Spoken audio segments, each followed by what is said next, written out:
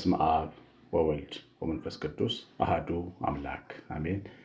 የተወዳችሁ በክርስቶስ በሰማያዊ ስፍራ በመንፈሳዊ በረከት ሁሉ የተባረካችሁ በብዙ ጸጋ፣ በብዙ ምሕረት፣ በብዙ በጎነት፣ በፍቅርና በርኅራኄ በእግዚአብሔር እጅ የምትኖሩ የምታድሩ ብሩካን እግዚአብሔር ልጆች ከሰማያት የወረደ ከእናታችን ከእመቤታችን ተወልዶ መስቀል ላይ በተሰቀለ ጊዜ ዕዳ በደላችንን ሲከፍል የተከፈለለት የዳነ ሕዝብ ያደረጋችሁ ሁላችሁ እግዚአብሔር ብሩካን እንዴት ቆያችሁ?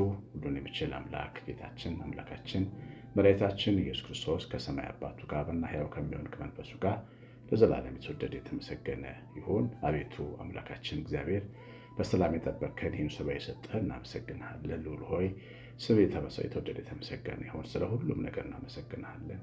በሕይወታችን ስለምታልፈው መልካምነትህ እናመሰግንሃለን። ከፊታችን ከኋላችን ስለምጠብቀን፣ አይኖቻችን ሲከደኑ ስለምታይልን፣ ከምናስበው በላይ አንተ ስለምታስብልን፣ ባየኸው መልካም ስለምታኖረን እናመሰግንሃለን። ጸሎታችን ልመናችንን ስለሰማህን፣ በስሜት የለመንህን የማይጠቅመንን ደግሞ ስላልሰጠህን እናመሰግንሃለን። በቅዱስ አጠራርህ ወደ አብ መንግስት ያፈለስክን የእግዚአብሔር ልጅ ኢየሱስ ክርስቶስ ምስጋና ይገባሃል። ከሰማይ አባት ከአብና ከመንፈስ ጋር ለዘላለም አሜን። እንግዲህ በዚህ ሱባዔያችን አራት ቀናት እንጸልያለን ብለናል። ሐሙስ፣ ዓርብ፣ ቅዳሜ፣ እሑድ አራቱ ቀን የምስጋና ቀኖች ናቸው። ስለዚህ እስከ እሑድ ድረስ ምስጋና እናደርጋለን። ከዛ ለሀገር ሰላም፣ ለዓለም ሰላም እንጸልያለን። የእግዚአብሔር ልጆች ዛሬ የምንማረው የእባቡን ምክር አትስሙ በሚል ርዕስ ነው። እግዚአብሔር ልጆች ለዚህ ትምህርት መነሻ የምናደርጋት መጽሐፍ ቅዱስ ላይ ያለችውን እናታችን ሔዋንን ነው። ሁላችሁ የምታውቁትን የአዳምና የሔዋንን ታሪክ በዘፍጥረት መጽሐፍ ምዕራፍ 3 ላይ እናገኛለን። እዚህ ጋር እባብ ከሔዋን ጋር ከተነጋገረ በኋላ ምንድን ያላት? ዘፍጥረት 3:4 ላይ እባብ ለሴቲቱ አላት፣ ሞትን አትሞቱም፣ ከእርሷ በበላችሁ ቀን ዓይኖቻችሁ እንዲከፈቱ እንደ እግዚአብሔር መልካምና ክፉን የምታውቁ እንድትሆኑ እግዚአብሔር ስለሚያውቅ ነው እንጂ። ሴቲቱም ዛፉ ለመብላት ያማረ እንደሆነ ለዓይንም እንደሚያስጎመጅ ለጥበብ መልካም እንደሆነ አየች፣ ከፍሬውም ወሰደችና በላች፣ ለባሏም ደግሞ ሰጠችው። እንግዲህ ሔዋን ሁለት አይነት ድምፅ ሰምታለች። ይኸው እግዚአብሔርን ድምፅ ሰምታለች ቀድማ፣ ከዚህ ፍሬ እንዳይበሉ ሌሎችን ግን እንዲበሉ ፈቅዶላቸዋል። ይህን ጉዳይ ወስዳ ለእባብ ነግረዋለች። ያ ማለት ይህንን ውሳኔ እስከተወሰን ድረስ ያንን አምና ተቀምጣ ነበር። እግዚአብሔር ያለውን አምና በተቀመጠችባቸው በእነዚህ ዓመታት ሰላም እንደተቀመጠች ነው የምታዩት። ምንም ጥፋት አልደረሰም በሰው ልጆች ላይ። እግዚአብሔር ሁልጊዜ ሕይወት ነው፣ ቃሉ ሕይወት ነው፣ ቃሉ መብራት ነው። በገነት መካከል መብራት ሆኖ እያበራላቸው ከአራዊቱ ጋራ ከሚያስፈሩት አናብስት ጋራ ተቃቅፈው ይኖሩ ነበር። ሁሉ ሰላም ነበር። እግዚአብሔር ሲናገር ሰላም ነው የሚያደርገው። ቤተሰብ ሰላም ይሆናል። ኃይለኛ ቤተሰብ አባሪ የተረጋጋ ይሆናል። መሪዎች ሰላማዊ ይሆናሉ። እግዚአብሔርን ሲያውቁ፣ ቃሉን ሲያውቁ አባቶች ሰላማዊ ይሆናሉ። ካህናት ሰላማዊ ይሆናሉ። ሕዝብን በሰላም በአንድነት በፍቅር ይመራሉ። አይከፋፍሉም፣ አይጣሉም፣ አይጋጩም። ሰውነታችን እግዚአብሔርን ቃል ከራሳችን ጋር ከውስጣችን ዓለም ጋር ተስማምቶ ይኖራል። በአጠቃላይ እግዚአብሔር ሰላም ቃሉን በሚሰሙትና በሚያደርጉ ሰዎች ላይ ይሰራል።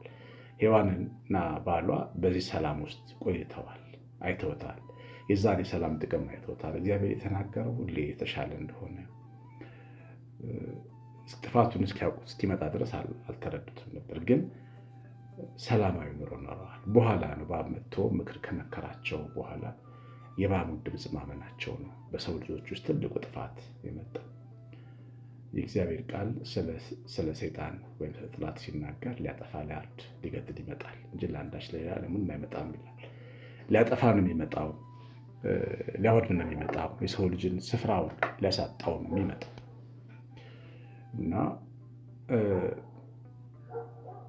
ሰይጣን የሚዘራው ዘር ውጤቱ ጥፋት ነው። ብዙ ጊዜ እግዚአብሔር ልጆች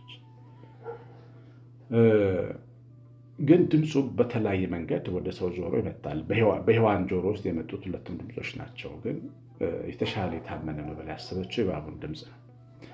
ከዚያ በኋላ በገነት መካከል የተፈጠረውን ታውቃላችሁ። ራቁታቸውን መሆናቸውን አወቁ። ጉድለታቸውን አዩ። የጎደለባቸውን ነገር አዩ። መፍራት ጀመሩ። እርስ በርሳቸው ተካሰሱ። ከዛ በኋላ ከገነት ወጡ። እንደገና በእነሱ ምክንያት የታረደ በግ ነበረ። መሞት ጀመሩ በጎች፣ እንስሳዎች በእነሱ ምክንያት። እንደገና በሁለቱ ልጆች በአቤልና በቃይል መካከል በነበረው ጠብ አቤል ተገደለ። የልጅ ሐዘን ላይ ተቀመጡ። ምስቅልቅል ያለ ኑሮ ውስጥ መኖር መጋፈጥ ነበረባቸው። ይቅርታ እንግዲህ ሌሊት ስለምቀርጽ የውሾች ድምፅ ይገባል። እንግዲህ እውነተኛ ዓለም ላይ ያለ ነው። ምንም ውሸት የለውም። ድምፁን በደንብ በትጋት እንደምትሰሙት ተስፋ አደርጋለሁ። እና እግዚአብሔር ልጆች ይሄ እንግዲህ የእባቡን ድምፅ የመስማት ችግር ዛሬ በህይወታችን ውስጥ ፈተና ሆኖ ሊመጣ ይችላል። አሁን ይህን ታሪክ የምናነሳው ለምንድን ነው? እኛም አንዳንድ ጊዜ እባቡን ሲናገረን ማን የተናገረን እንደሆነ አናውቅም። ብዙ ጊዜ በውስጣችን በስሜታችን ውስጥ ድምፁ ሲመጣ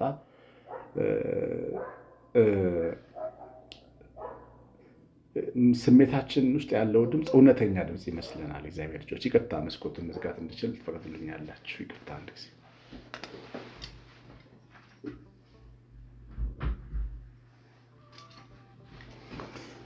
ይቅርታ። እና የእባቡ ድምፅ አንዳንድ ስሜታችን ውስጥ ነው የሚሰማን። የእግዚአብሔርን ሀሳብ የሚቃረኑ ድምፆችን እንሰማለን። ብዙ ጊዜ እባቡ ሲናገረን የምንሰማው ፍርሃት ነው። ከምድር ተነስተን እንፈራለን።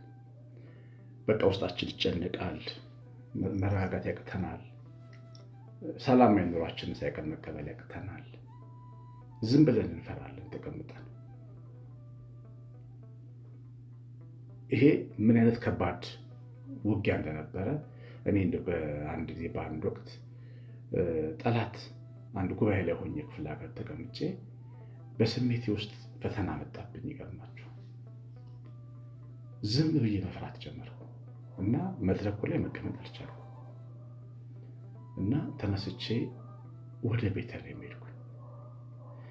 ተነስቼ ወደ ቤተልሔም ሲሄድ ሰውነቴ ይቀጠቀጥ ነበር፣ ከመፍራት የተነሳ ማለት ነው። እግዚአብሔር ልጅ ሰውነቴን ማራጋት አቃተኝ። በቃ ዝም ብዬ ፈራሁ። ይገርማችሁ ግን ሁሉን ወደሚችል አምላክ የዲያብሎስን ስራ ድል ወዳደረገ ወደ ጌታችን ወደ ኢየሱስ ክርስቶስ እጄን አንስቼ ጸለይኩ። እባክህ ጌታ አድነኝ ብዬ።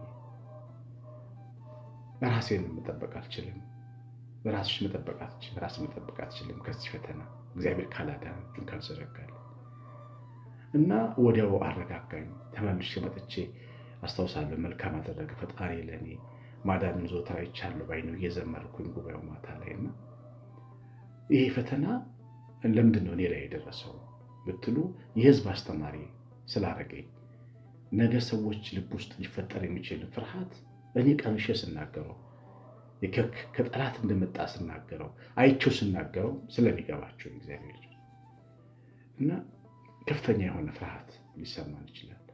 ፍርሃቱ ደግሞ የሚነግረን የሀገር መርዶ ነው። በቃ ውስጣችን ሌላ ነገር በተለይ ባላየነው ነጋችን ላይ ከባድ ጨለማ ነው የሚያሳየን እና የምናስበው ሀሳብ ስትመረምሩት እግዚአብሔር ያለው ሁሉ አይመስልም።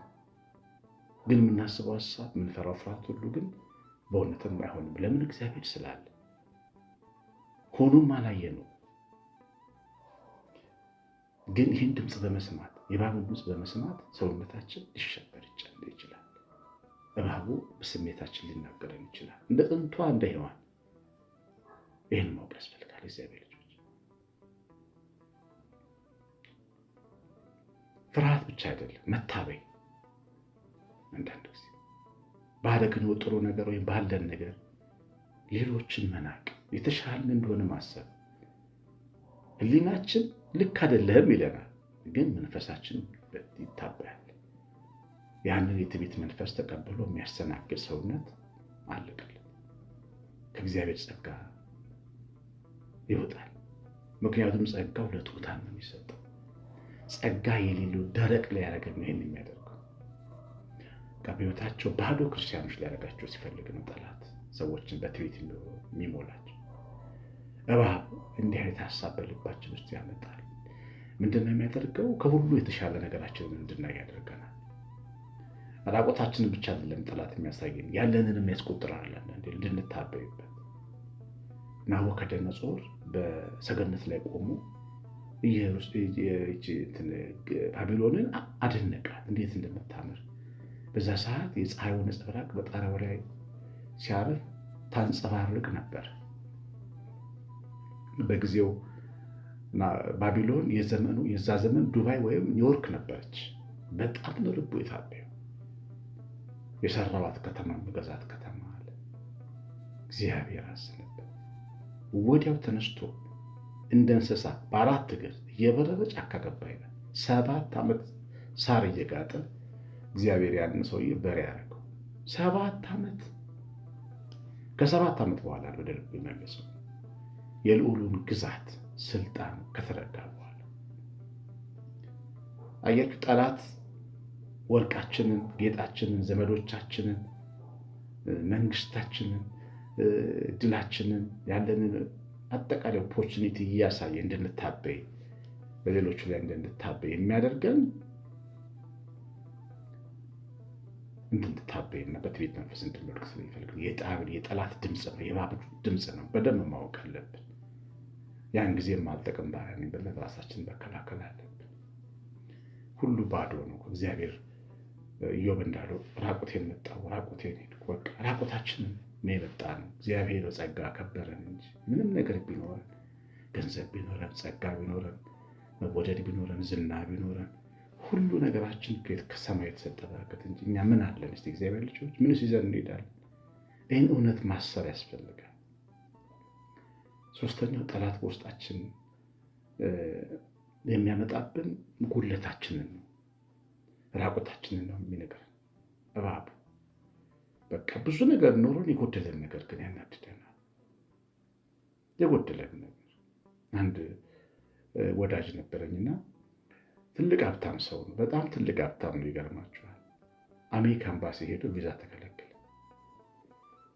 እና የዛን ሰሞን አገኘሁት። እኔ ይገርምሃል አለኝ። በጣም ተሰማኝ አለመታመኔ አለኝ። አለመታመኔ አሜሪካኖች ለምን አላመኑኝም ተሰማኝ እና በጣም ከፋኝ ብሎ መከፋቱን የልቡን ነገረኝ። በጣም ትልቅ ኑሮ እኮ የሚኖር ሰው አሜሪካ ነገር ባይሄድስ፣ ሌላ ሀገር እኮ ሄዶ ጀርመን ምናምን ሄዶ ይመጣል ባይሄድስ። እና ሰላም በውስጡ ጠፋ ማለት አልታመምኩም የሚል የልብ መወጋት ደረሰበት ያ ሰው። እና ህመሙን ሲያካፍለኝ ምንድን የተረዳው ይሄ ሁሉ ነገር እያለ ትልቅ ዓለም ያለው ሰው ይገርማል። ትልቅ ሀብት አንድ ሀገር ቪዛ ስለተከለከለ እንዴት ይከፋል? ጠላት ነው የሚያሳይ ስንት ነገር እያለ ለሌላ ሰው መትረፍ እየቻለን ይሁን ነገር አጣን በለን እኮ እናዝናለን። ከኛ ሰዎች እንጀራ ጠግቦ ያድራሉ ከእጃችን፣ ግን የጎደለን ነገር ጠላት ያሳያል። ዝም ካልነው እግዚአብሔር ያወዳችሁ እንዲለንም ይሞክራል። ከዛ በኋላ እባቡን መስማት ግን የለብንም። እኛ ያለን ነው ብዙ ነገር ያለን፣ ብታምኑም ባታምኑም እኛ ያለን ነገር ውዱ ነገር ያለን ነገር ነው የሚበልጠው። ይህን ማወቅ ያስፈልጋል። እና ጠላት ይህንን ይነግረናል። በቃ የጎደለብንን ነገር እንዳልሞላ ህይወታችን ከሰው በታች እንደሆነ አድርገን እንድናስብ ያደርገናል። በጌታችን በኢየሱስ ክርስቶስ ያገኘነው ክብርማ ከምንም እንዳንቆጥረው ነው የሚያደርገን። ሌላው እባቡ አራተኛውና አሁን መጨረሻ ላይ ያነሳሁትን ሀሳብ ያደርገናል። ዘላለማዊ ህይወታችን በክርስቶስ ያገኘነው ክብራችን ከዚህ ዓለም ስጦታ በረከት በታች ሆኖ እንዲሰማን ያደርገናል። በቃ ለእኛ ትልቁ እሹ እግዚአብሔር የሚያስፈልገን ለእንጀራ፣ ለሀብት፣ ለበረከት፣ ለሆነ ነገር እንጂ በቃ ለመከናወን እንጂ በዘላለም ህይወታችን ላይ ያለንን ዋጋ ፈጽሞ እንዳናስተውል ያደርጋል። ያንን በሰማን ቁጥር ክርስቶስ ለኛ የሰጠን ነገር ምንም አይመስልም። በትንሽ ነገሮች ነው የሚከፋ። ሰማይን ከፍቶልን በመስቀሉ እኛ ግን እሱ አይታየንም። የጠላት ሀሳብ የክርስቶስን ስራ ከንቱ ማድረግ ነው። ለምን? ኢየሱስ ክርስቶስ የዲያብሎስን ስራ አፍርሶታል። ነገረ ክርስቶስ ስጦታ፣ የክርስቶስ ስጦታ ከንቱ ሆኖ እንዲታየን ያደርጋል። ምንም እንዳይደለ እንዲታየን ያደርጋል። ይሄን መስማት ተገቢ አይደለም። የኤሳው ትልቁ ስህተቱ መሰላችሁ? በኩርናውን ንቃት ነበር። በኩርና እኮ ይኸውላችሁ ግማሽ ሀብት እንዲካፈል ያደርጋል። የቤተሰቡ ልጅ 10 ቢሆን በኩሩ ግማሹን ይወስዳል። 10ሩ እና ሚስትየው የሚካፈሉት ግማሹን ነው። እንደ አባት ማለት ነው። በኩር እንደ አባት ሆኖ ይወርሳል፣ ይጠራል። ይሄንን ብኩርና ናቀው ነው የሚለው ኤሳው። እግዚአብሔር የሰጠውን ተፈጥሯዊ ስጦታ ናቀው። በዛ ምክንያት ኤሳው ተራ ሰው ሆኖ ነው የቀረው። የከበረው የተባረከው ያዕቆብ ታናሹ ታላቁን ገዛ። ብኩርናውን ስለናቀ በጌታችን በኢየሱስ ክርስቶስ ያገኘነውን የዘላለም ሕይወት መናቅ፣ ምንም እንዳይደለም መቁጠር፣ በመስቀሉ ያገኘነውን ጽድቅና የዘላለም ሕይወት ምንም እንዳይደለ አድርገን አናንቀን መተው ብኩርናን እንደ መናቅ ይቆጠራል። በጣም ከባድ ዋጋ ያስከፍላል። እባብ ይህንን ሀሳብ በልባችን ያገባል። ኖር ልንለው ይገባል። ከምንም በላይ በክርስቶስ ያገኘሁት ነገር ይበልጥብኛል ማለት ይገባል። ኑሮ ሞላም አልሞላም የዘላለም ሕይወት ይበልጣል። የዚህ ዓለም ኑሮ 40-80 ዓመት ነው ይበዛ። ይህን በደንብ ማሰብ ያስፈልጋል። እግዚአብሔር ይባርካችሁ። የሰማነውን በልባችን ጻፍ። መንፈስ ቅዱስ ይቀድሰን። ትምህርቱ ላይ ኮሜንት አድርጋችሁና ላይ ካከኩ ስለምትወዱ እግዚአብሔር ይባርካችሁ። እግዚአብሔር ቸርነት የእናታችን ቤታችን ረድኤት በረከት የምሕረት ጥበቃ አብሮን ይሁን። ቀሲስ አሸናፊ ገብረማርያም ነኝ። ሰላም